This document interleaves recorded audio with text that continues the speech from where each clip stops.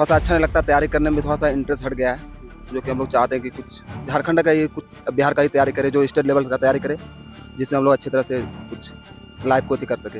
यानी कि अब आपका प्राथमिकता में सेना नहीं हो के जो स्टेट गवर्नमेंट का नौकरी है वो है। देखिए, पहले जिस प्रकार युवाओं में पहले जोश था, एक तो मेरा भी थोड़ा इसमें मनोबल डाउन हो गया। एक सेना का जो पहले जो इज्जत मिलता था कहीं भी, वो इज्जत अभी वो नहीं मिल रहा है, अभी और न मिलेगा।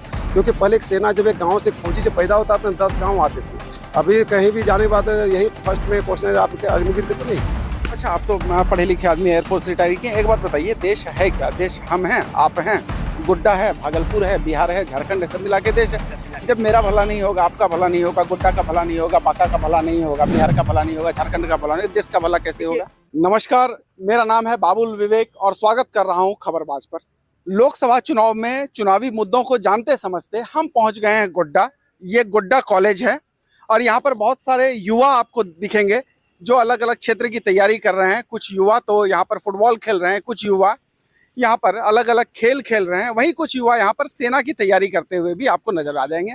मैं इधर से निकल रहा था, चुनावी मुद्दों को कवर कर रहे हैं हम, अलग अलग लोकसभा क्षेत्र में जा रहे हैं। तो अब हमने देखा कि यहाँ पर काफ़ी संख्या में युवा थे, तो हमें लगा युवाओं से बात करनी चाहिए। चुनाव में युवाओं का क्या मुद्दा है, युवाओं की सरकार से अपेक्षा क्या है, जनप्रतिनिधियों से अपेक्षा क्या है, कैसी सरकार युवा चाहते हैं और युवाओं की समस्याएं क्या हैं, इन्हीं को जानने के लिए हमारे साथ कुछ युवा हैं। बात करते हैं इनसे, जानने समझने का प्रयास करते हैं। क्या नाम है आपका? रितलाल कुमार शाह सर। क्या करते हैं?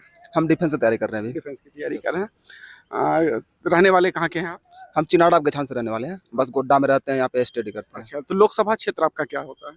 गोड्डा ही है क्या? यस सर, गोड्डा ही है। गोड्डा लोकसभा है। एक बात बताइए, पिताजी क्या करते हैं आपके? पिताजी किसान है सर। किसान। यस। हम देखते हैं कि ज़्यादातर जो किसान घर के लोग हैं, जो मजदूर परिवार के लोग हैं, वो सेना की तैयारी करते हैं। जाहिर है कि बहुत महंगा एजुकेशन नहीं ले पाते हैं, पढ़ाई के लिए बाहर नहीं जा पाते हैं, कोचिंग संस्थान नहीं जा पाते हैं, अपने स्थान पे रह के मेहनत करके सेना की नौकरी लेते हैं।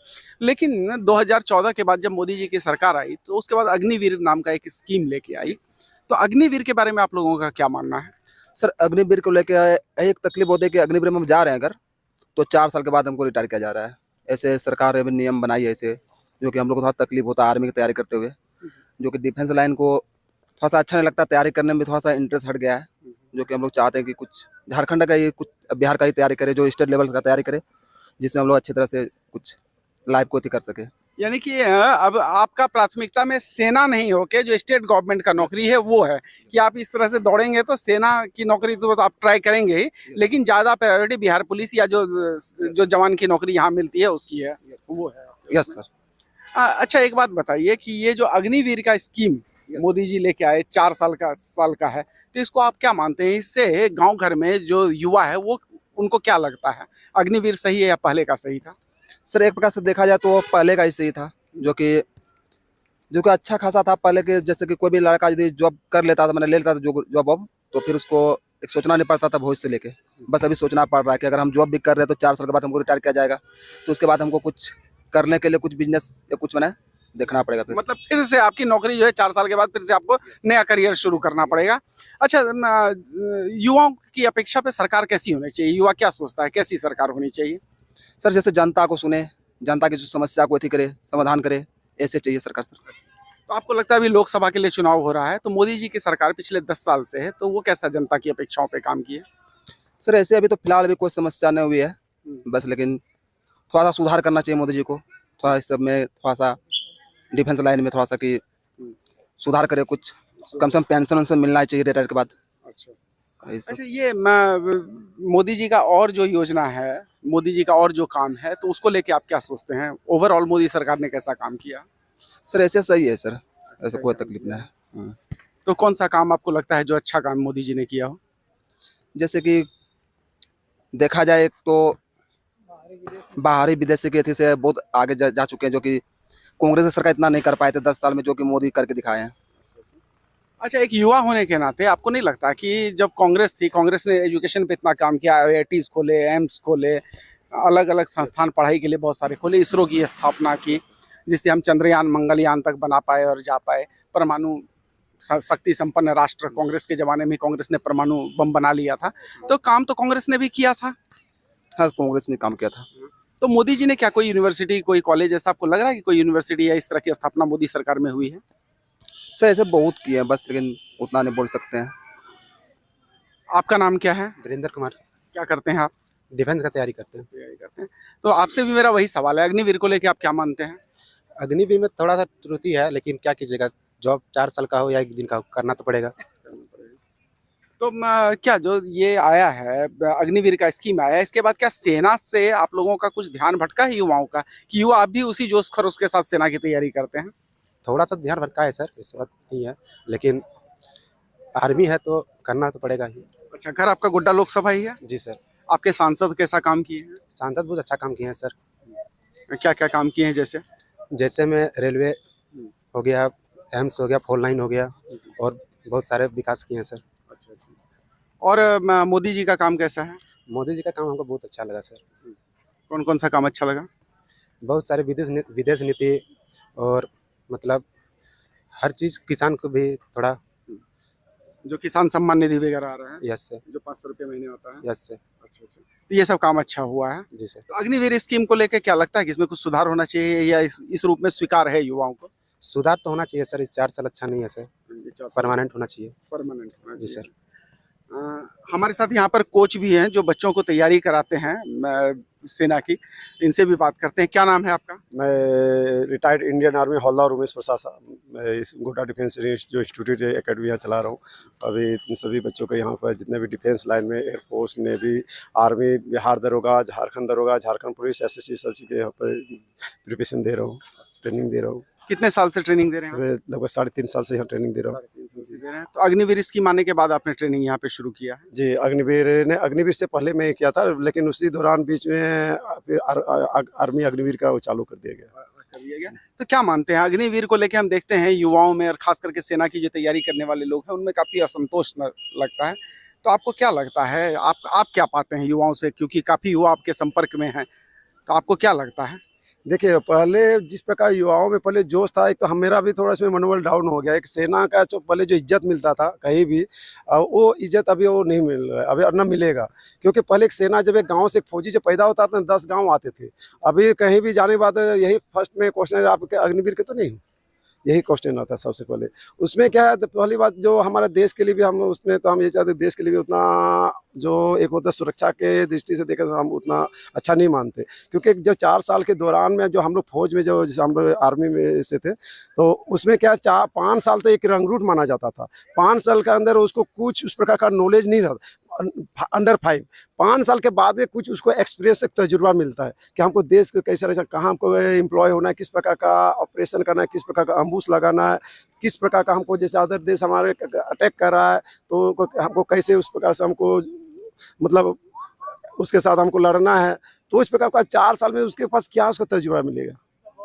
यानी कि एक सैनिक जो है 5 साल में जाके परिपक्व हो पाता था। जब 5 साल वो सेना में रहता था तो जाके वो एक अनुभवी सैनिक होता था, और उस अनुभव का लाभ उसको सेना के अब 4 साल का ही हो गया, तो ये आपको एक गड़बड़ लग रहा है? गड़बड़ क्या है, पूरा गड़बड़, क्योंकि जिस प्रकार देखा जाए 4 साल सबसे बड़ी एक्सपीरियंस तजुर्बा माना जाता है। आज जो हम अभी, जैसे हमारा अभी 16 साल नौकरी करके आए हुए हैं, 16 साल नौकरी कर जो अभी हमारे पास एक्सपीरियंस जो तजुर्बा है, वो अब 4 साल के बच्चों के पास एक्सपीरियंस नहीं मिलेगा। वो अगर हमारे देश के साथ अगर किसी देश से अटैक किया तो उसमें हम तो बोलते हैं उसमें 50% फौज मारे जाएंगे। जो इस प्रकार का, जैसे चाइना हो गया, हमारा पाकिस्तान हो गया, अफगानिस्तान और किसी कंट्री के साथ हमारे साथ इस प्रकार युद्ध होता है, तो उस प्रकार हमको तो ये नहीं लगता कि वो कर पाएंगे। और अभी भी हमारे जो मित्र लोग जो भी सेवा दे रहे हैं, तो वो लोग भी यही बोल रहे हैं, बोले अग्निवीर का जो भी फौज ऐसा प्लास्टिक फौज है, उनका यही कहना है। अभी बहुत कॉल आ रहे हैं, हम तो प्रीमिचर 16 साल करके आए, बाकी मेरे साथ वाले सब कर रहे हैं, सब यही बोलते हैं वो तो प्लास्टिक फौज है, उनको न रहने का है कुछ न वो सब। और किसी को काम बताने के बाद उल्टा वो जवाब देते, बोला हम तो 4 साल के लिए, हम क्यों इतना लड़े, क्यों मरे, क्यों इतना ड्यूटी करें। सबके माइंड में ये चीज़ भरा हुआ है। तो वो चीज़ अग्निवीर तो अब, लेकिन हम तो बोलते इस पर सुधार हो जाता और अच्छा रहता। यानी कि सरकारों को चाहिए कि अग्निवीर योजना में सुधार होना चाहिए। एक इसका पक्ष और भी है, जो आर्थिक पक्ष हमको लगता है कि गांव के जो गरीब लोग होते थे, जो किसान परिवार के बच्चे, मजदूर परिवार के बच्चे, जो पैसे दे के दिल्ली मुंबई जाके नहीं पढ़ पाते थे, वो अपने घर में दौड़ के सेना की नौकरी लेते थे, मेहनत करके सेना की नौकरी लेते थे। आज उनको मात्र 4 साल हो गया, तो आखिर नुकसान तो गाँव के गरीब का ही हुआ। इसमें गांव का पूरा नुकसान हो रहा है। बेचारा वो अभी तो किसी तरह करके जाते थे फौज में, जैसे हम भी बहुत गरीब परिवार से बिलोंग करते थे, तो आज थोड़ा जैसे हम सेना की बदौलत अब यहाँ तक पहुँचे हुए हैं। लेकिन अभी जो 4 साल के जो बच्चे, जैसे अब एक ये जो 16-17 साल उम्र होता है, 20-21 साल के बीच में पढ़ने का उम्र होता है बच्चों का। अब ये बच्चा क्या है, 4 साल के दौरान में वहाँ तो उसको समय नहीं, हम रह चुके आर्मी में, हमको पता है वो उतना टाइम नहीं देता सेना में पढ़ने के लिए। वो अपना ड्यूटी फटी या तो काम करने से उसको फुर्सत नहीं छोड़ता है, तो वो पढ़ेगा कहाँ। तो उतना माइंड को इतना वो कर देता है, इंगेज कर, बिजी कर देता है, वो पढ़ नहीं पाता है। और 4 साल में उसका जो एजुकेशन लाइन से वो हट जाता है। और यहाँ आने के बाद 4 साल वो क्या बच्चा, वो फिर जैसे आ जाएगा तो बच्चा क्या करेगा। और सरकार तो बोल रहा है कि नहीं, ये 4 साल के बाद हम दूसरा जॉब देंगे, तो दूसरा जॉब देगा। यहाँ पर दूसरा रेलवे मान ली एग्जाम्पल निकला, अभी कितना 4600 के आसपास निकला है, उसमें 10% लिया जा रहा है। 10% में लिया जाता, और बाकी सेना कहाँ जाएगा। SSC-GD में भी कोई इतना बम्पर वैकेंसी नहीं आता, मात्र 20,000 22,000 वैकेंसी आता, 10%। और यहाँ मेरे रिटायरमेंट कितना हो रहा है, 1 लाख से ऊपर हर सालाना रिटायरमेंट हो। बाकी वो सब कहाँ जाएंगे। ब्लास्ट में क्या है, सब वो सिक्योरिटी गार्ड में 10,000 5,000 में जो सिक्योरिटी गार्ड का कैप बेल्ट पहन के वो चौकीदारी करेगा, या तो किसी का दरवाजा खोलेगा, किसी नेता का गेट खोलेगा, यही हुआ। तो एक सैनिक जो सम्मान की नौकरी थी, उसमें वो लास्ट में जो है असम्मान पाएगा, और लास्ट में जो है नौकरी जाने के बाद उसके जीवन में फिर से परेशानी का दौर शुरू हो। परेशानी तो हमको जहाँ तक लगता है, मेरा जो एक एक्सपीरियंस, परेशानी उसका फूल आएगा। पहली बात तो उसका छुट्टी भी एक आप बताइए, इसमें जो हम लोग के टाइम में अभी कैजुअल 1 महीना था, अभी एनुअल 2 महीना था, लेकिन अभी उस छुट्टी को भी 1 मंथ कर दिया है। आप 1 साल बच्चा, वो जिसका शादी मान ली शादी करना, उसका तो वाइफ भी भाग के चली जाएगी किसी से। उस पहले बात, लड़की उसको मिलेगा नहीं कोई, अगर मेरा ही बेटी क्यों ना हो, लेकिन हम नहीं देंगे 4 साल। क्यों भाई, इसका 4 साल, इसका फिर लाइफ क्या है, तो कुछ नहीं है। वो 4 साल के, एक साल में 1 महीना छुट्टी, 1 महीना 11 महीना हो उसको बिताना पड़ेगा। और 11 महीना आप सोचिए, एक वनवास से भी ज़्यादा वनवास हो गया। राम तो कम से 14 साल सीता और लक्ष्मण के साथ वनवास गया, ये तो बेचारा अकेले 11 महीना वनवास कर रहा है।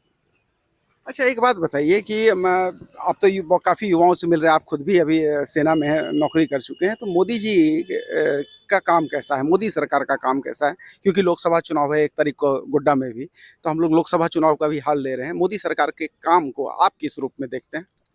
काम तो मुझको सराहनीय है, अच्छा है, लेकिन कुछ काम ऐसे भी है जो मतलब गरीबों का, जैसे होता है चलो अनाज पानी जो भी किया है, या जो विदेश नीति से वो लड़का बोला, वो भी सही है उसका काम। लेकिन कुछ ऐसा, लेकिन काम भी क्या है जो वो मतलब उसके लिए युवाओं का या और बच्चों का, उसका लाइफ का ऊपर, उस भविष्य के ऊपर उसका उसने खिलवाड़ किया। जैसे आर्मी अग्निवीर के लेके एक सबसे बड़ी खेल का जो एक पेंशन है, पहले हमारे भाजपा ने हमारा पेंशन को ख़त्म किया है। जो पेंशन मिलता था, जो पैरामिलिट्री फोर्सेज और सभी का जो पेंशन भी हमारा इसी ने ख़त्म किया।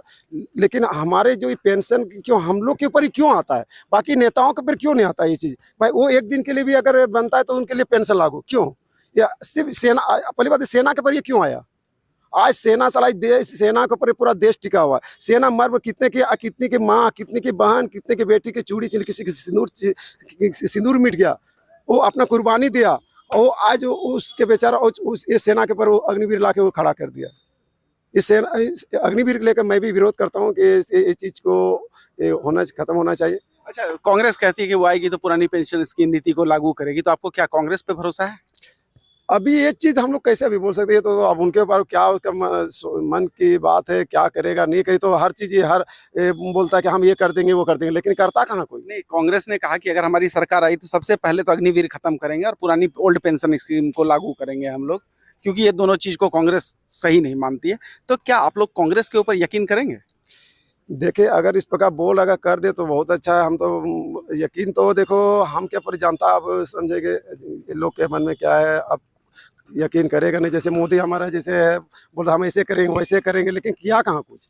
उसी तरह आज कांग्रेस भी बोल रहा है कि हम ऐसे कर देंगे वैसे करेंगे, अग्निवीर का पुरानी पेंशन योजना लागू करेंगे, अग्निवीर को ख़त्म करेंगे। लेकिन अब करे तब तो, ये मेन मुद्दा तो यहाँ था। कर बोलने का तो बहुत कुछ है। अभी हर आदमी बोलेगा ऐसे करेंगे ऐसे, जब सरकार जब आ जाता है उसका फिर कोई नहीं सुनता है ये चीज़। तो क्या लगता है, गोड्डा लोकसभा में बदलाव के लिए वोट होगा या वही चलेगा? अभी ये तो हम लोग अभी कुछ नहीं बोल सकते हैं। अभी तो अब 4 तारीख के बाद ही पता 4 तारीख को ही पता नहीं, माहौल तो समझ में आ जाता है युवाओं से बात माहौल करते तो देखिए दोनों का चल रहा है। अभी हम जहाँ था हम लोग भी थोड़ा, मैं भी 2-4 गांव गए तो माहौल कहीं कांग्रेस का भी चल रहा है, कहीं बीजेपी का भी चल रहा है। यहाँ मेरे पास भी कम से युवा भी कम से कम 200 स्टूडेंट्स है मेरे पास। तो उसमें बहुत कुछ बोलते हैं, कोई बीजेपी का भी गुणगान गा रहा है, कुछ आपका कांग्रेस का भी गुणगान गा रहे हैं। मतलब आपको लगता है मुकाबला कांटे का? मुकाबला कांटे की टक्कर रहेगा दोनों का। आप ये नहीं कह सकते आप किसका आएगा नहीं आएगा। जी, आपका नाम क्या है? मैं sergeant OP Singh retired air force से हूँ। रिटायर्ड किए हैं। रहने वाले गोड्डा की हैं? नहीं, हम बांका जिले के। बांका जिला के हैं। तो आपके यहाँ तो चुनाव हो ही चुनाव गया। हो गया है। हाँ। क्या रहा उधर का बांका का माहौल? देखिए, भाजपा और बनाम आपका जो इंडिया है उसी का टक्कर है, और मेरे ख्याल से भाजपा ही आगे जाएगी, क्योंकि राष्ट्रीय हित सब सर्वोपरि है ना। हम व्यक्तिगत हित पे नहीं जाना चाहेंगे।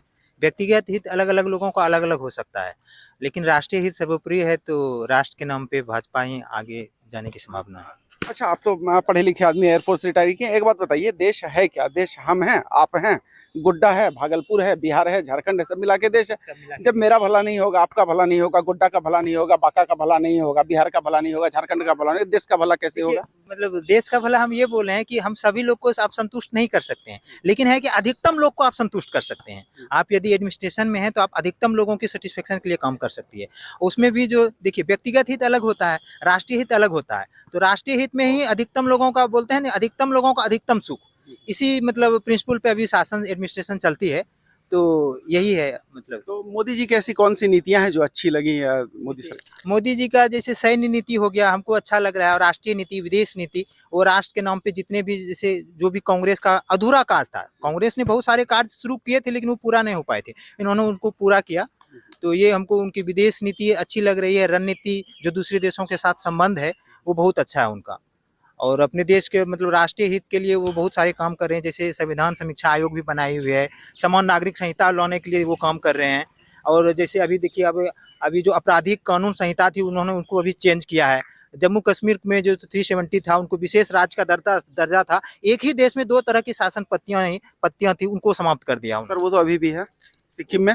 सिक्किम में वो नहीं है, सिक्किम में है। देखिए, वहाँ भी 2 पद्धति थे ना, वहाँ भी आप जमीन नहीं खरीद पा रहे हैं। नहीं, देखिए वो है ट्राइब्स। जैसे आपका झारखंड में है कि आप जमीन रजिस्ट्री नहीं होता है आपका, वो जो क्या बोलते हैं, सट्टा भरना या कुछ दान पत्र होता है। हाँ। तो वो देखिए, वो नीति जो बनाई गई है, ट्राइब्स का हित को प्रभावित नहीं करे। जैसे ट्राइब्स है, दिक्कू लोग आके जमीन खरीद लेते हैं पैसे के बल पे, तो उनके मतलब हित को सुरक्षित करने के लिए नीति लाई गई है ना। जो समाज में पिछड़े हुए हैं, जैसे आपका अनुसूचित जनजाति जाति, ये लोग पिछड़े हुए हैं, तो उनके हित को ही ये करने के लिए ये नीति भाजपा नहीं लाई है। ये आपका जवाहरलाल नेहरू के टाइम से ही अंग्रेजों ने ये नीति शुरू किया था। हालांकि उनकी देखिए, अंग्रेजों की जो नीति थी वो आदिवासी हित के लिए नहीं थी, वो आदिवासी को अलग करना चाहते थे, ताकि उनके प्रति जो विरोध हो रहा था उनको वो अलग करके बांटो और शासन करो की नीति थी ये थी। तो संथाल परगना एक्ट जो अभी यहाँ पर लागू है, वो आप भी उसको उसी रूप में लेते हैं, क्योंकि ये जो शेड्यूल ट्राइब्स हैं उनके हित को साधने के लिए लाई थी, अंग्रेजों ने लाया था, वो अभी चल तो आप इसको सही मानते हैं? हम सही मानते हैं। हाँ, ये रहना चाहिए। हाँ। तो ये मैं आपको गोड्डा कॉलेज के मैदान से दिखाने का प्रयास कर रहा था कि क्या हैं युवाओं के मुद्दे, और युवा कैसी सरकार चाहते हैं, जनप्रतिनिधियों से उनकी अपेक्षाएं क्या हैं, साथ ही सरकारों ने उनकी अपेक्षा के अनुसार कैसा काम किया, सरकारों को मूल्यांकन करने का उनका आधार क्या है, यही समझने के लिए इस वक्त हम गोड्डा मैदान में थे। ऐसे ही किसी अन्य जगह से फिर से मुलाकात होगी, तब तक के लिए बने रहिए खबरबाज के साथ। धन्यवाद, नमस्कार।